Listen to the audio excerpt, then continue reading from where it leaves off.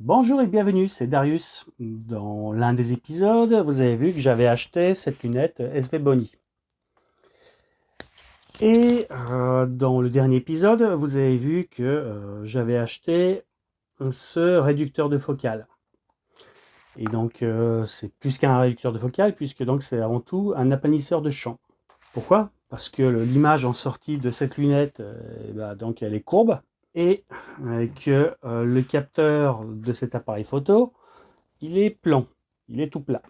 Et donc forcément, quand on projette une image sphérique sur un capteur plat, on se retrouve avec des défauts de sphéricité.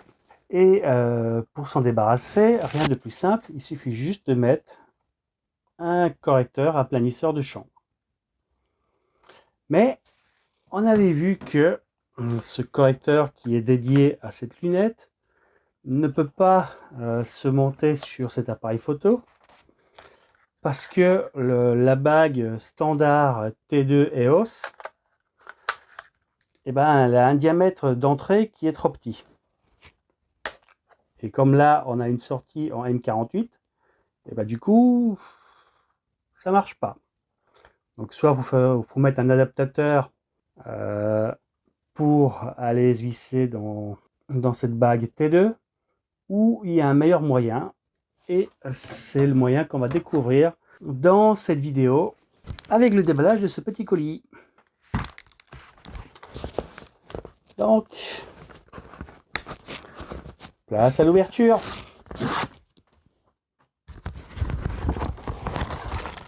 Alors c'est une bien grande enveloppe pour un tout petit sachet. Et à l'intérieur, donc on a un convertisseur M48 EOS. Je ne sais pas si on voit, si on voit.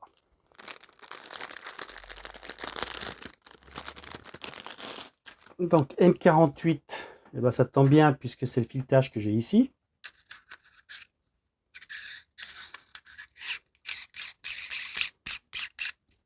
Voilà, ça se visse sans difficulté. Et donc du coup sur mon Canon 200D, donc à la place de cet adaptateur là, je mets celui-là. Donc le petit point rouge en face du point rouge. Et clac clac. Et voilà, le tour est joué, ça se monte sans aucune difficulté. Et on a tout le chemin optique qui est en M48. Et donc du coup, il n'y a plus qu'à monter ça. Ici. Et on peut faire une jolie photo comme cette nébuleuse qui est derrière moi.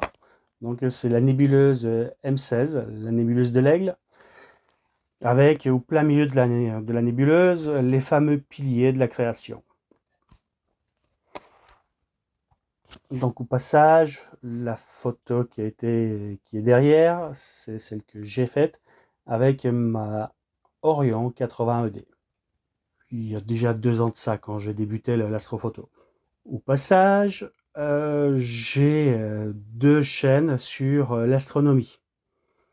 Donc il y a DK Astronomie et Astronomie pratique par DK. Donc ça c'est pour voilà. Pour ceux qui ne savent pas que j'ai d'autres chaînes. Donc quand on regarde ici le chemin optique, voilà, on voit bien qu'en sortie on est plus grand qu'à l'entrée. Donc ça ne va pas générer de vignettage. Pour ce qui est du vignettage, j'aurai l'occasion d'en parler dans d'autres vidéos. Mais quoi qu'il en soit, voilà, si on compare les deux bagues, donc là c'est le côté EOS, et là c'est justement l'autre côté des deux bagues. Et donc on comprend bien que via cette bague là, il y aura beaucoup plus de lumière qui va passer que via celle-là où on a une grosse obstruction. Alors sur les petits capteurs comme l'APS-C qu'il y a dans cet appareil photo, ça va pas forcément gêner. Mais pour ceux qui auraient envie de faire des photos avec un appareil photo plein format, tel que ce Sony A7S, bah là, quand on voit le capteur, on comprend tout de suite que par ce petit trou, la lumière, elle sera limitée. Alors qu'avec celui-là, bah, on comprend tout de suite que ça va mieux marcher. Alors vous dites, oui, mais ça c'est un adaptateur EOS. Et là, c'est un Sony A7S. Donc les deux ne marchent pas ensemble. Et c'est exact. Mais à chaque problème, une solution. Donc il suffit juste de monter une bague EOS Next et le tour est joué. Donc je monte ça là-dessus. Je monte ça là-dessus. Et je monte ça là-dessus.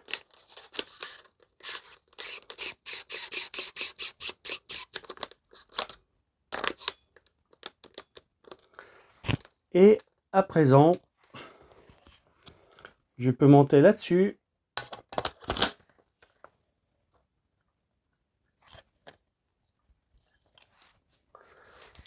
Le Sony A7S. Voilà, pour avoir l'ensemble dans le champ.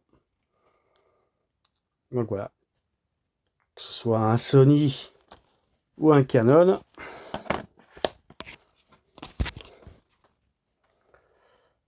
ça se monte sans difficulté.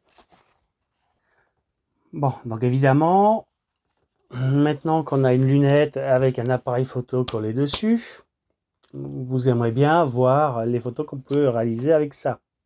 Et bah, il en est exactement de même pour moi. Mais comme on est en décembre, la météo est un peu compliquée et j'ai pas encore eu l'occasion. Mais ça ne sera tardé. Et du coup, dans le prochain épisode, bah, on verra voilà, les premiers essais de ce dispositif. D'ici là, bah, voilà, donc vous avez le lien de la bague en bas dans la description. Donc quand vous faites du shopping sur Amazon, pensez bien à passer via mes liens.